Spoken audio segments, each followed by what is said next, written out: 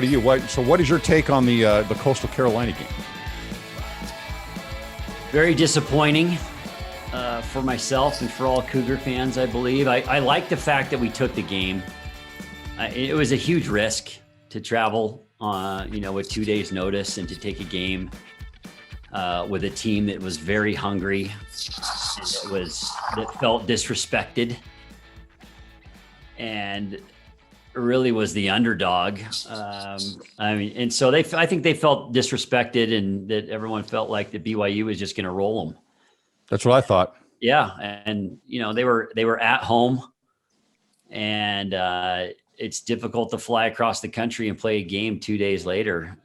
So anyway, but I'm glad we did it. I think it was the right move. And I don't second guess that. For me, what was so disappointing was the coaching in this game.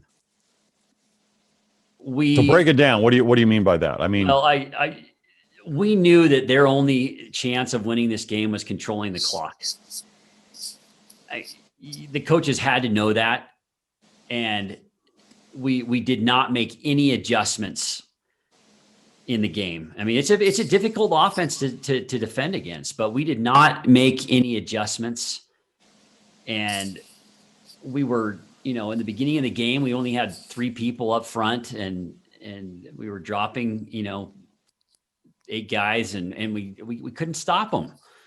And that seems to be the MO though, with what we do when we play these, well, first of all, it's almost every game, right? I mean, we had, remember at the beginning of the year, they were saying, okay, we're going to move to a 4-down standard lineman and run with a 4-3. And that has not happened. No, we see the 3 rush. I mean, it's not that they don't ever have 4-down linemen, but we see the 3 more often than not.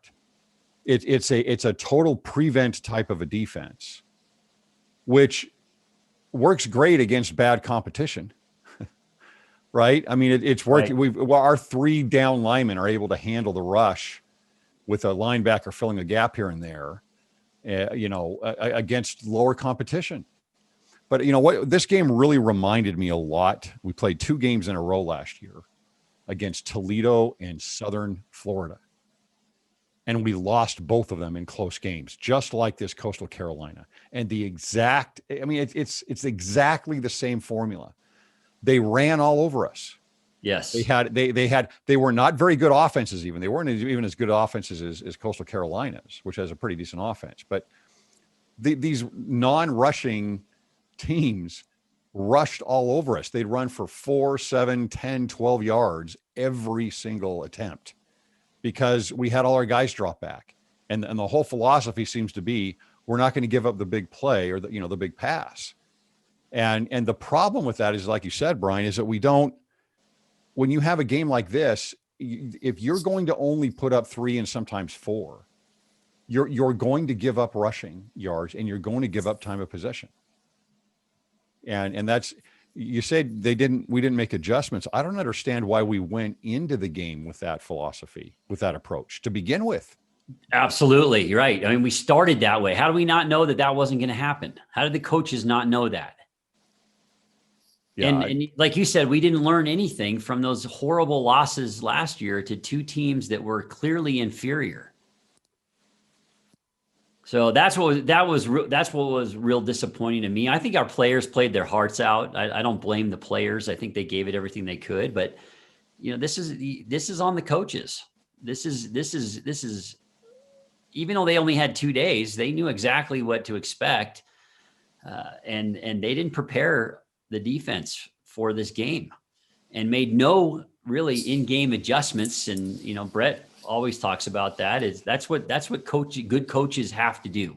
You have to make adjustments during the game. And we didn't do that. Yeah. Brett, what did you see? That's what coaching is. I mean, in-game coaching is adjustments, especially with a team that runs such a niche offense, a glorified triple option out of the shotgun. Piggybacking off what you guys said, I was just shocked that we let them dictate their game plan. We knew from the very first, them fair catching the kickoffs at like the 5-10 yard line. We were running the ball out. We get it 3 yards deep in the end zone. They were fair catching their kickoffs 7 yards at the 7 yard line because their coaches told them to. And their coaches told them that's what we're going to do. We're not going to risk anything. We're not going to risk having bad field position. We're going to start at the 25 yard line. We're going to run our stuff. And they didn't deviate from their game plan. And you could tell from the very first possession when they went down to 5 seconds in the shot clock. It reminded me very much a couple years ago when the Patriots played the Chiefs in the AFC Championship game when the Patriots won the Super Bowl in 2019.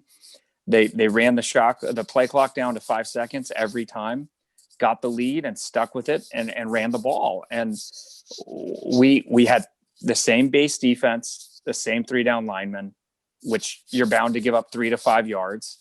And like Brian says, I don't blame the players because they're trying to do their assignments. And then offensively, we had 158 yards off of 10 carries in between the tackles. Why are we ever running a sprint? And then on the biggest third down of the game, we run a outside zone read a sprint handoff. It made no sense to me. I thought, especially at halftime, to not adjust to their offense with sending more guys, a 5-6 man front, even a 7 man at the option. I mean, even their final possession, we had 2 safeties deep. Yes. We had two safeties 12 to 15 yards deep for what? First down, the game's over. And at least bring one guy up. And then finally, which is so specific to the coaching, the first punt, they go rugby style, and it rolls for about a 55. I think it was like a 58-yard punt, and it rolled about 30 yards. Yep. And then the next time, the guy kicked it normal, and he kicked a good punt about 50 yards. So then we adjust to that. By their third punt, we had 2 guys both deep. Yes. How come we don't? And then they rugby punted. How come we don't have? If we have 2 guys, why isn't one guy shorter for the rugby punt where he has to roll to his right, because he's right-footed. Yep. So you'd think we would have a guy short and to our left, their right, and then a guy deep. But instead, we just had 2 guys back. So it's little things like that, and we can get into it. The timeout on 3rd and 20, and then we had a timeout on their that was on their incredible. 4th and that 6. Timeout, I couldn't believe it. I can't believe it. I mean, Sataki's a great guy. I root for him. I want him so badly to be the face of the program. He's a great face for the program. Agreed. I want him to win, but he is not. I mean, this is his 5th year, right? I mean, BYU's gone back to the point of where we always go to, right? We hired a brand new unproven head coach. We had an unproven offensive coordinator in Detmer, right? We had an unproven defensive coordinator in Tuiaki. That's what we go out and we start with a program of our size and expectations. That's what we go with. Now they've grown and they've developed and they've become better, I think, especially Grimes. Now at this point, again, another unproven offensive coordinator that we hired after Detmer, but I think he's grown somewhat and in play calling and in the offense. But how would that could have changed the game? Oh, imagine Zach Wilson on that drive with one more timeout, even just one timeout. But then we called our second timeout on 4th and 6. Yeah, on a 4th and 6. Greg, going back to your point about, Grimes has definitely grown and he's for the most part done I think a pretty good job this year. But there was a lot of suspect calls in that game on Saturday that really cost us. And Brett alluded to, the trickery that we tried to do there. Probably not necessary. I like that in the Fiesta Bowl or against Alabama or Clemson. I get that. Right. You're David versus Goliath. You're not going to fight him with the armor. You're going to bring the slingshot. You're going to get creative. but against Coastal Carolina, third and our first big third and short, and we go double pass. Yeah. Fourth and short, we go punt. And Zach made a great throw, but and it was dropped. So I get that it would have been a big play, but that's what you get when you run a 40-yard pass play. A guy could drop it, and I just didn't understand.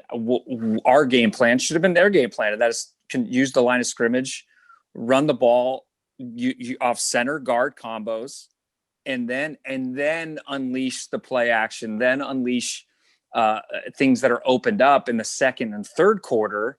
Down the line, you want to open up, especially play action and things like that. But we were very effective running off center, running off guard. And I just didn't get why we felt like it almost felt like, guys. And again, I'm not trying to have a hot take here, but it almost felt like our coaching staff felt like we had to win the way the media wanted us to win, saying Zach's who people are talking about in our offense. So it was almost like, oh, we have to win with Zach throwing a bunch and being these like explosive plays and gadget plays and just Zach unleashing instead of just playing smart and, pounding the ball inside the tackles and then taking advantage of it. And I thought we kind of got carried away with our own media hype and called the game accordingly. And I agree that Grimes has grown. I do think Zach covers a lot of holes on this team. We're forgetting it's obviously a lot of a weak schedule, but he makes unscripted plays that are a lot of our chunk plays when we play good teams.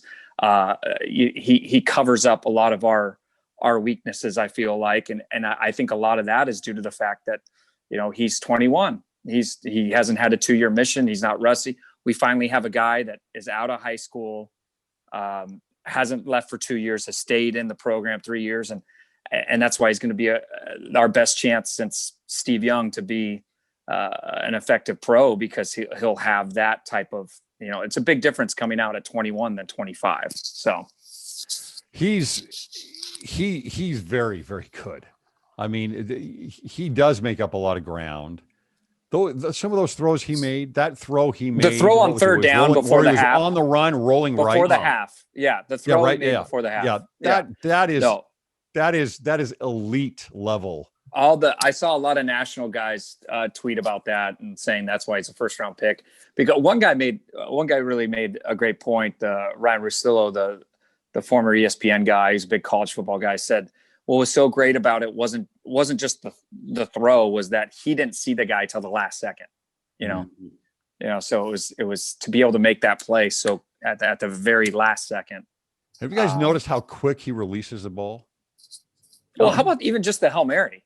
I mean, that wasn't even a crow hop. I mean, that was a flick, 60 plus yards, 65 yards. Yeah. I mean, no, and the first down sorry, Brian, the play to Romney to get us, out to have a chance at the end of the game, that 35-yard pass he made to Romney I mean, that's with 38 seconds left and no timeouts, to have the ball at the 17 with 3 seconds left, I mean, was all him. Well, and the last pass of the game was that's good pass. That's an NFL throw. I mean, that he zipped that ball across the middle, and it was a great throw. I mean, now just a side note, guys, I was going to say this. It doesn't matter because we didn't win, but I have a lot of respect for Coastal's coaching. They did a great job. The only thing is if Milne scores there, that play before would have been brutal on their staff. The fact that they let Milne run a 15-yard out so easily with no one even there. We have to go to the sideline. We have to go to the sideline, and we have to get a first down for the clock to stop if we don't get out of bounds. That was a breakdown, no question. They had nobody out there. That was a blunder on that end. If we ended up scoring, we shouldn't have had that good of a chance. So, but yeah, no, it's like Brian said. I don't want to underestimate how hard that is to have to play on 2 days notice and to defend them. But, they had the same amount of notice and we're better. Yeah. We're better. It was at home. I mean, I don't care. They have better coaching. They do have better coaching. what they have done with that program there, they just have better coaching. Both their approach to the game to begin with, right? So they're 2 days of prep, and then also their in game. They stuck to their game plan, and it worked. It worked exactly the way they. Well, they gave Zach different looks at least, right? Sometimes they rushed 3, they blitzed, they were man. That's another thing. Wait a minute, what happened to this incredible offensive line that we had? Yeah, they were getting pressure we early keep being from the told, beginning. even in the media, they regurgitate this. One of the best offensive lines in the country. That sure didn't look like against smaller guys where they're rushing 3 sometimes, and we still have to roll Zach out. What is up with that? We've got 5 guys blocking. They've got 3 rushing, and they're getting to him. They're pressuring him. Mm-hmm. I don't. What's going on there? Yeah, it's suspect pass protection, right? We, like Brett said, we did a pretty good job running the ball in between the tackles, and that was the other thing that I was going to make a point of is I think Algier had about 85 yards in the first half, and he only ended up with because he had that long run. He had that long run, touchdown run. Yeah, that's right. Yeah, and he only ended up with a little over 100 yards for the game. So no, there was a stat that we were 10 for 158 between off center and guard. Wow. And yeah, that's a pretty good average clip there.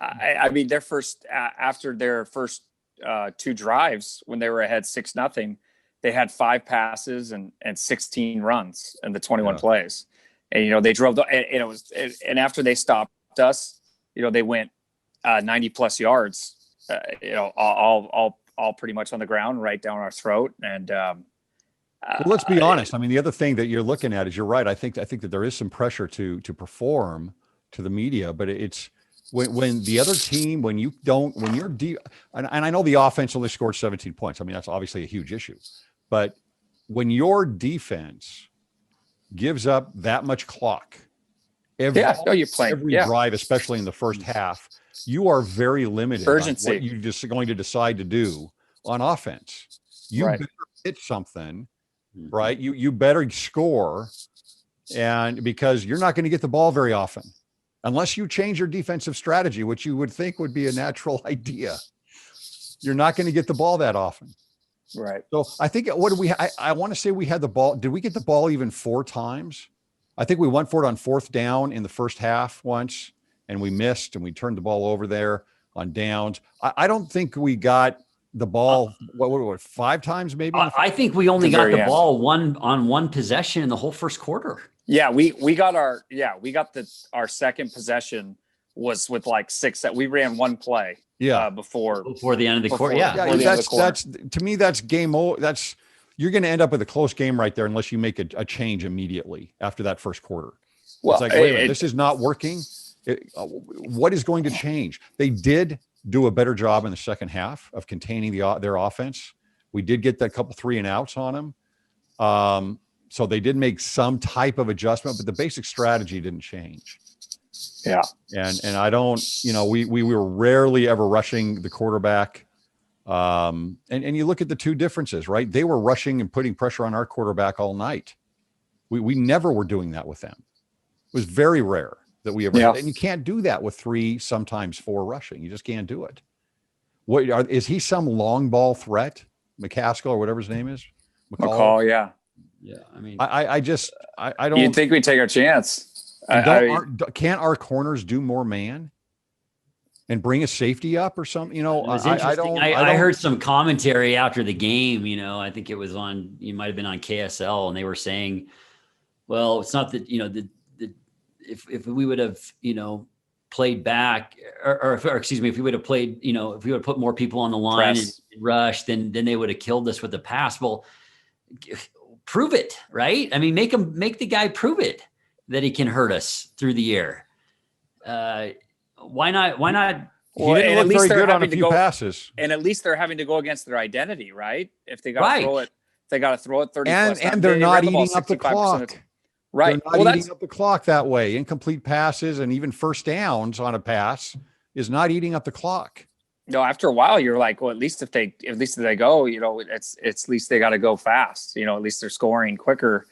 I just didn't get it because that they run the ball 65% of the time. That's what they want to do. So, it's Belichickian. What do they do best? Take that away. Make them do take it something away. else. That's the exact opposite philosophy that I've heard Sataki say. He's very much like a Wooden, or a Coach Wooden, which the coaching philosophy is, we're going to do our thing and we're going to do it really well. Right?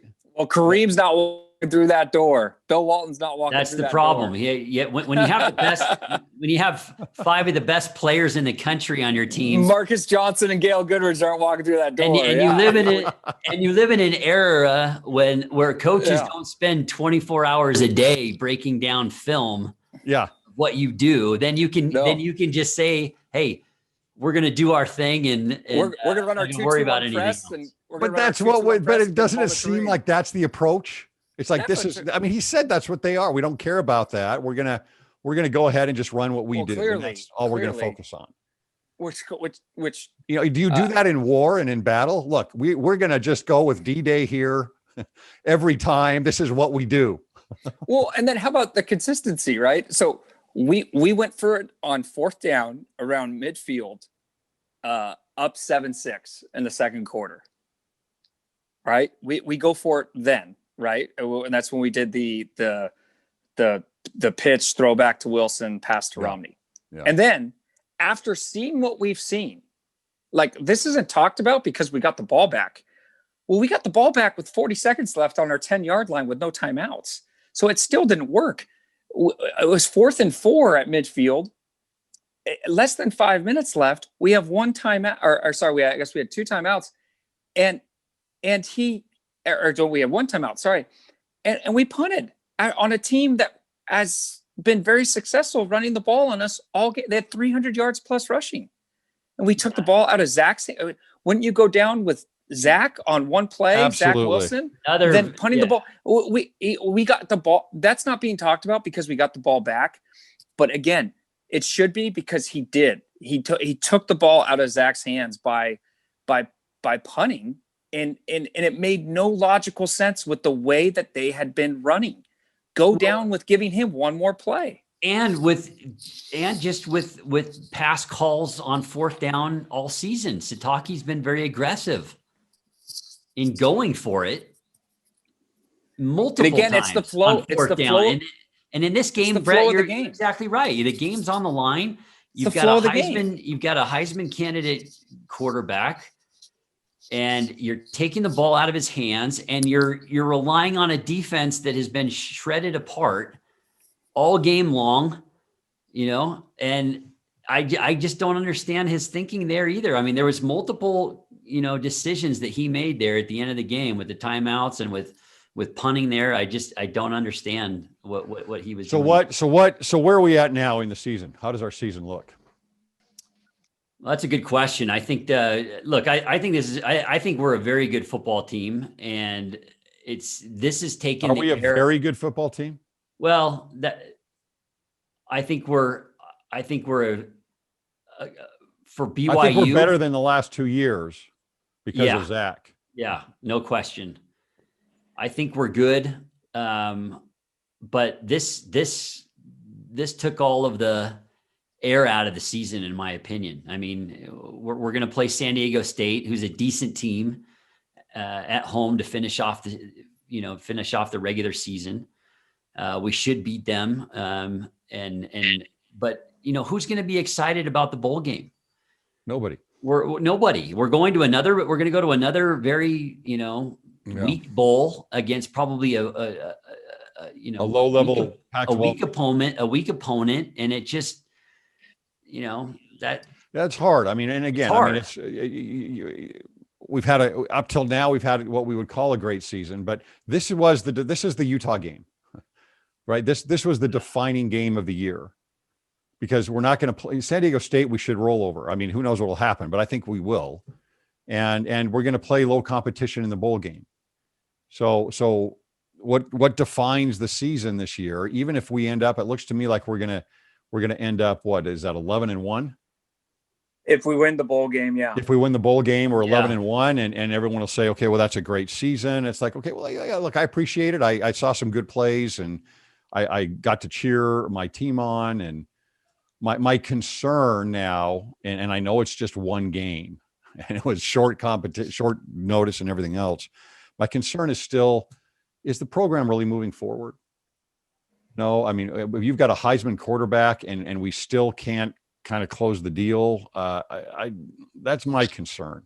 It's kind of like I felt with Bronco after 5 or 6 years. I mean, I was kind of like, this is who he is, right? We're going to be the glorified military academy of the West, and we're going to beat who we're supposed to beat, and we're going to lose to who we're supposed to lose, with a few exceptions here and there. Yeah. Like with Sataki, Wisconsin last year, right? I mean, little things like that. That just kind of seems like who we are. I think the one thing that I am positive about is the depth. I think we've improved from a depth standpoint, significantly of where we've been in recent years. So I am excited about that. Mm-hmm. But at the end of the day, it comes down to, in these big games, it comes down to coaching, what we've been talking about here. And do we have the coaches to beat elite competition? Or are we always? I think we have coaches to beat elite competition every few years. Yeah, Wisconsin. Yeah, Wisconsin, going back to Mendenhall and Oklahoma, a high-ranked TCU, back in the day. I don't see any change or development or I think you're right. The backups are the depth is there. But we'll see. I mean, where we with no Zach next year. Yeah. Oh, that's where are we at against, again, a very brutal schedule next year? Going to have. What's disappointing, I want to be clear, like Greg said, Kalani is a great face of the program, and I love his energy and demeanor, what he represents. Yeah, who wouldn't want to play for him? You know what I mean? Yeah. It looks like a great locker room and atmosphere to be a part of, which I think is awesome, because that's what you want, for these parents and these players, that you want, your kid to have a great experience and to have joy, in this, playing college football. So I appreciate all that. I appreciate all the work. And I know they're trying. And as someone who coaches on a much, much minor level, I know to be second guessed. And in the moment, there's things that other people outside don't know. So that's all taken and respected. I just worry, without Zach, are we going back to where we were the last 4 years, which was, which was, I think, a 27 and 25 record. He's 36 and 25. Before this year, we were very close to 500, and that's with the tough schedule. Fair enough, but without a arguably first round quarterback, we're not going to have that again for a long time, no matter how good our quarterbacks are. And that's why it was disappointing, because this was our year. This was our year. Things were working in, given the COVID and us being able to play so many games. This was our chance to really have a New Year's game and dominate the national conversation. And that one stings. I think this season seems a lot to me like the first couple of years of independence with Mendenhall. We had a horrible schedule because it had to be put together at the last minute, almost, not quite like this year. But, right. Same type of thing. It's like, who do we play? We can play anybody. We just have to fill a Saturday. And it was really, really weak competition. We would go like 10-2, 11-1, in regular season. And it's like, okay, everybody feels good about this, but we really weren't we were an average team, right? It was an average team at that time. And so that's kind of like that's my concern with the program is, are we going to be able to move it forward? I don't think Mendenhall ever moved it forward after his first couple of years. But let me ask you same type of thing. He came in, he put in the discipline that wasn't there under Croton. He made quick adjustments, and 2 years later we had an inherited Beck where his senior year, we did really well in 06. That was his second year, Mendenhall's second year. And you can argue that 09 at a senior, Max Hall was a similar team, beat Oklahoma opening up. But Utah.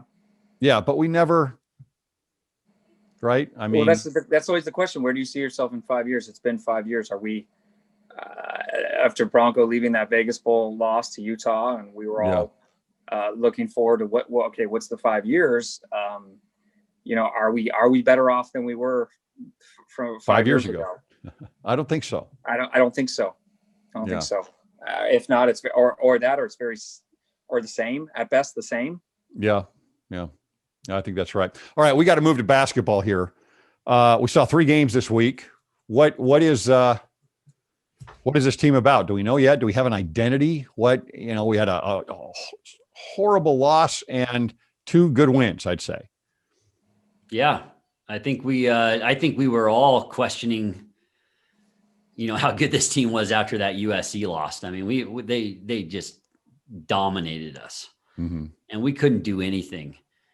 And what I do appreciate about Pope is that he's so open about that and his feelings to the media. He said, I didn't hear that. What did he say? Well, he said we got completely exposed. What coach says that we got completely exposed. This one hurts bad. This is horrible. This feels terrible. We're not going to sleep tonight. I mean, this is. So we're going to find out. What's great though is we're going to find out what this team is all about, because we get to play tomorrow against a good St. John's team.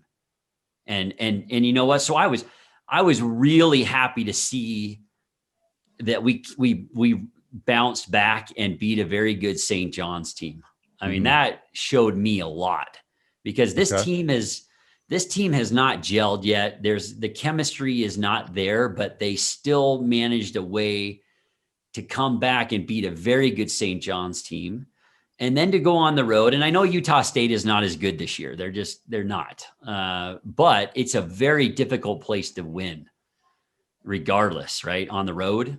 And for them to go in and win that game, again, 2 very good wins after a horrible loss where we didn't even look like we belonged, at the same level, honestly, after that USC game. So to me, that shows a lot about Pope as a coach. For him to be able to get 2 wins after that loss with this team. And I know there was a lot of optimism going into the season about all these players, but it's really hard to take a team that hasn't really been together. There's so many newcomers to this program and that are playing this year. And, they just haven't gelled yet, but they've managed to win some good games. We only have 1 loss so far. So I'm excited about, I just furthers my excitement about Pope and what he's capable of doing with this program.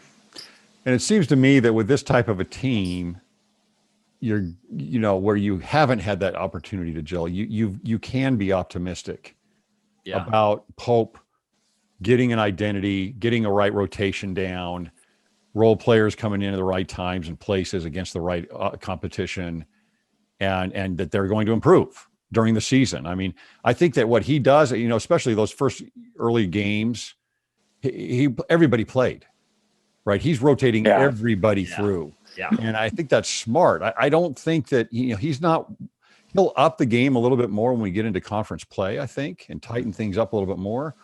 But I think the smart coach that he is in this, especially this type of a team that's just all transfers practically. You're playing for March, April, right? You're trying to better your team throughout the year, and you're playing for March, April. I hope that's the case. Yeah. Well, I think not only do we that was what was so great about playing St. John's the next day. It's to Brian's point, when you learn a lot about a team and a program and a coach by how hard a team plays after getting killed like that against SC. And what made it even a better win and even a more impressive performance in competing is the style St. John plays. St. John's is Mike Anderson comes from Nolan Richardson, the 40 minutes of hell. Yeah. He was at Missouri and he plays that up tempo, shoot a lot of threes. We're going to press and we're going to make the game up and down and in a frenzy. And for our guys to not only play hard, but play under control and to respond. And you heard Pope say it in the locker room, like nobody does that. Nobody comes back after the loss we had and plays a team like that and comes away with a win. So, I mean, look, St. John's, we don't even know if they're a tournament team yet, but just their style of play, the fact that we were able to do that, but a lot of that was AB. I mean, guy played 35 minutes, had the ball in his hand a ton against pressure, 1 turnover. So he carried us. And so we have a guy, so we know who our guy is. We just kind of need to figure out what our rotation is, because we can't be doing this mix and match throughout WCC. And so I take it, Pope we'll kind of just go with that rotation. He'll figure it out after these next couple games, and conference play. We'll have our 8-man. How good is Alex Barcelo? I mean, he has been unbelievable. It's been great. Yeah. I did not. I honestly, I didn't think he was going to be I this thought he good. was good Yeah. last year, and he really, added to the lineup last year. He's a great defender, but he is shooting the ball at an 62% field goal percentage. Yeah. And 62% 3-point percentage. Yeah. It's unreal. I mean, he's every game Scoring that much and hitting that high of a percentage. and I didn't know if he was really capable of being a 20-point a game scorer that he's been. I think we're seeing now why he was able to play at Arizona and why he got a scholarship to Arizona. No question. Yeah. And I've talked to a good friend of mine that's a big alum at Arizona, and he just felt like, that he was never really given the chance there. And of course, they've got a lot of talented guards that go to Arizona, but what a get for us to get him. I mean, he's been unbelievable. He's just, and we've played he's played against some good competition. These guys are very good defenders, and for him to shoot at that clip, through 5-6 games now, I mean, it's just been remarkable. And he's been so consistent. Now, unfortunately, no one else has been really that consistent so far. Harding has been disappointing so far. I mean, I think he's a very good player, but he just has not found his shot this season at all. And Harms really hasn't, of course he missed the first couple of games with the ankle injury, but he hasn't really found, his offense either. So I think it's pretty remarkable that we've won the amount of games that we've won with really one player that's been consistent and playing exceptionally well. I think that's what's kind of exciting about this team is I think we have a lot of other good players that can score. Do we though? How do we know that? Well, I thought we probably did, but it's not showing yet. Right. It's showing on defense. Look, Harms, regardless of his offense, there's so many intangibles with somebody like that. As far as people that they're not going to drive to the center, to the hoop because he's there to begin with. The shot selection of those going into the middle, there's so many things. He has 2.8. He's got basically 3 blocks per game, but there's so much more than that with that kind of a presence in there that I think changes things up. And I think Averett is a very good defender also. I think George is a good defender. I think we've got a pretty good defensive team. Right. And I think that's why we've won, right? Even though we haven't shot the ball as well as we can. But in looking at all the pundits going into this season, almost everyone that I saw felt like Harms was going to be our leading scorer. And he hasn't really scored much at all. I didn't think that. They were thinking that he was going to score 15 points a game. and he hasn't done that. And by the way, I think Averett's, been pretty good too. Well, and it should be noted too, George, it was a huge component in winning that St. John's game with 15 rebounds. No question. We don't win that. What, game 11? He had like 11 points or something like that. Yeah, a lot of offense. He got rebound off of free throws. Even he was.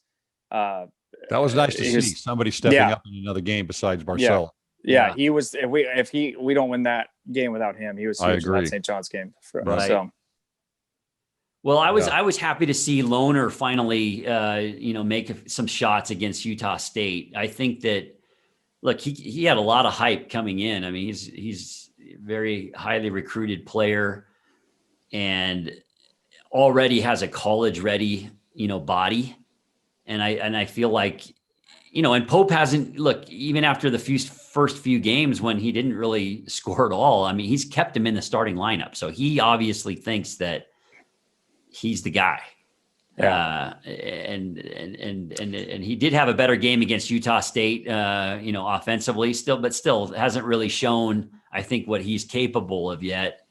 And he makes mistakes, right? He makes a lot of freshman mistakes still, and that's to be expected.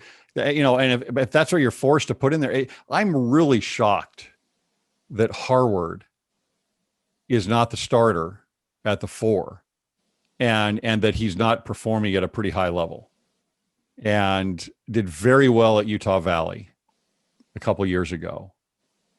I don't know. I mean, sometimes he goes in and he's actually playing the 5. I don't know that that's really his natural position. I think he does a lot better when he's at the 4 playing with Harms in the middle. So are you referring to Harward or Lowell? Harward. Yeah. Okay. Yeah. Harward. He just has not. He seems to get like 3 or 4 turnovers every game, and doesn't score much at all. And I don't think he's been that good defensively. Even I don't know what's going on there. I saw highlights of him at UVU. That's all I've seen from before and from high school. But he is shooting 54% field goal percentage. He's playing 14 minutes a game. But he hasn't looked that good. He's not taking very many shots, and that's why he's not out there. To put Lohner in there as the starter that concerns me, because I was expecting him to be like a star, like a solid 10, 12 points a game, good defender, 8 rebounds, 10 rebounds. Somehow we've got to get Lohner up to that speed and have him fill those stats. Yeah. What did you guys did? It was interesting that Spencer Johnson from American Fork came in and got some time in that Utah State game, and I thought did a pretty good job. I don't know if you have the stats there in front of you, Greg, but I mean, I think he played, I want to say 18 minutes. Yeah. They seem to just, they seem to go with him over Nell. He had a good Utah State game. Which is kind of interesting. He at Utah State game, I don't know what his total. I've got him at 75% field goal percent, 100% 3-point. He had 7 points, 2 rebounds, did have 2 turnovers. He had a decent. He did pretty well. But Nell has been shooting pretty well. Yeah, he's been consistent, no question. Yeah, I think Pope's still trying to. He's given a few guys, chances here, right? Kind of just to see what he has with some of these guards, and he's stayed pretty firm with his starting 5, but he is giving different people opportunities to come off the bench and see what they can do. Well, this is very, very early, but is this a tournament team? That's a good question. They got to finish second. Yeah, I think it's too early to tell, but I think today we don't finish second. Probably not. No. I mean, St. Mary's at least. Gonzaga's still, well above everybody. If they gel and Pope does what I think he'll do, then I think we will finish second. I do think we'll finish second, but we wouldn't today. Right. It's I think we still have to learn more about this team and see what we have. Is it who is going to be the second highest scorer on the team? Good Well, question. our second and third scores need to be Harms and Harding. We need Harding to step up. We need another wing to score double figures. It cannot be this, a hodgepodge of just, a different guy, different game. You can't rely on that. He's the guy with experience from last year. He's the guy that it has the potential. That's the guy that needs to step up, because we need a second, a consistent second perimeter scorer to go along with Harms, or we're not a tournament team. If those two guys aren't double figure scores, we're not going to. We need to finish second in the WCC, and we can't lose to teams we can't afford to lose to. Everybody besides St. Mary's and maybe San Francisco. That's going to be it's going to be a quadrant 3 or 4 loss. Well, all you have to do right now, it would seem that it's just basically, hey, shut down Barcelo and you win. Right. Yeah. And what is Averett averaging right now? He's close to double figures, isn't he? I think he's pretty close to averaging. Yeah. No, that would be big. So if you can get 10 a game from Averett, and you can get double figures from Harding and Harms, he's averaging 9.5. That's what I thought. So he's basically right there. He's double figure guy. So you got Barcelo and him both, obviously, and then if you like Brett, to your point, Harms is averaging 8.3. Yeah. Yeah. He needs to get that up to 12, 13 at least 12. Yeah, if he can get to 12 and he can get Harding in double figures consistently, that's what it's going to take, for us to be a second place team in the WCC. And that 4 spot, right? I mean, you've got, Loner is averaging 5.2 points. Right. Harward is averaging 4 points. That's the big hole. Right. That's depending on who's starting, it doesn't matter. I mean, that position, that's not going to work. No. And hopefully, these pre-league games are going to give Loner the time he needs to adjust offensively to the college game. And he can get us, he needs to give us almost double what he's giving us right now offensively. Yeah. All right. Taysom Hill. How did he look today? Is he a starting NFL quarterback? Well, he looked great in the first half. He was 17 of 23 for 145 yards and 2 touchdowns, as well as a 43-yard rush to help set up a touchdown. He looked great. He looked comfortable. Second half, he struggled. Second half, he finished the game 27 to 37. So he wasn't that much worse as far as incompletions. He had a bad fumble in the red zone, which was, Peyton took credit for as a bad call, but it still wasn't. He held on to the ball, tried to make something happen, but he's going to get a chance. Everything sounds like Breeze is going to retire, and they have the investment financially into him next year, and I think it kind of sets up well for New Orleans too, because they have. You think Breeze retires after this year?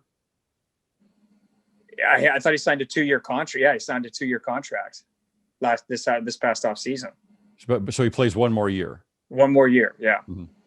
So it kind of sets up well for New Orleans, because they can give him a try for a year, and Mm-hmm. They got him on a 1-year contract after this. But he looked much comfortable. Last week was tough against Denver. Them not having a starting quarterback. Taysom himself even said it. You're just trying not to lose with that. The game plan was a lot different. It was a different. When you're playing an NFL game, the other team doesn't have a quarterback. That's kind of uncharted territory. But State's have an elite defense. It'll be interesting to see when Breeze comes back, because they're playing next week. They play a struggling Philadelphia team. that looks like Jalen Hurts might start after Wentz was benched. So if he goes 4-0, obviously Breeze will start. I would be shocked if he didn't when he comes back. Will. Sure, of course. But I think he's at least doing enough to give himself the nod for next year if there's an opening with Breeze's retirement.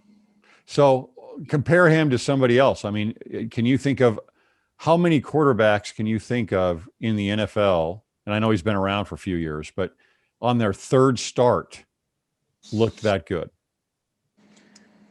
Yeah, I mean, look, there's been a couple guys this year of these rookies who, are 8 years younger than Taysom. I mean, he did have it's his first touchdown pass today, which is at 30 years old is not not the normal route.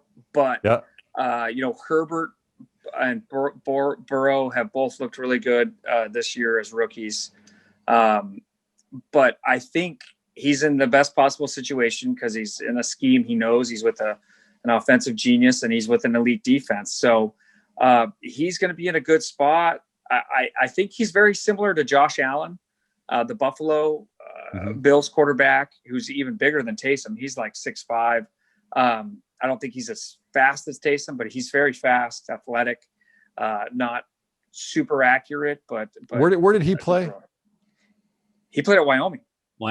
Oh, that's right. That's right. Yeah. You saw him play live at the Poinsettia Bowl. We went to that game in the rain, and Tanner Mangum defeated them in the bowl game. But yeah, Greg, here's go ahead, Brett.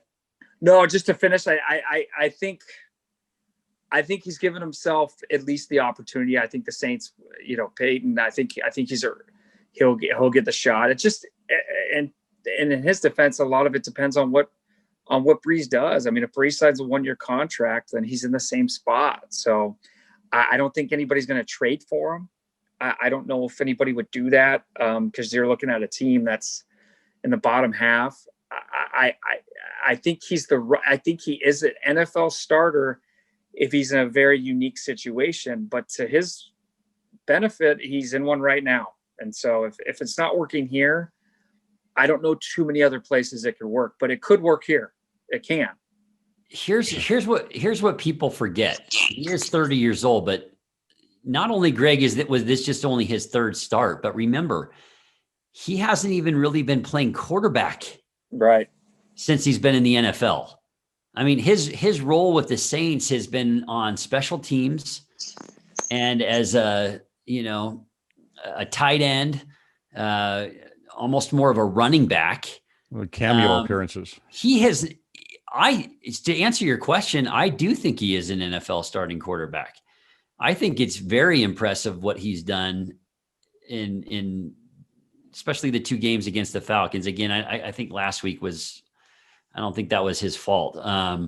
But for him to look as good as he has with the limited amount of time that he's had actually of taking snaps with an NFL team, I think it's pretty remarkable that he did as well as he has. He really hasn't gotten that much of an opportunity to play quarterback since he's been in the league. Yep. And he's only going to get better as a passer. I mean, he's only had a few weeks now with the first team taking snaps during practices. So I think he's going to get much better. He's a threat because he's such a great runner. He's going to get at least 50 yards or more a game rushing, right? Which is very hard to defend. And the guys, as we all know, he's a gamer. The guy is a gamer. Everybody loves him. They want to play hard for him. He's a winner, and I think that he's given the opportunity, and I think he will get the opportunity there in New Orleans to be the starting quarterback.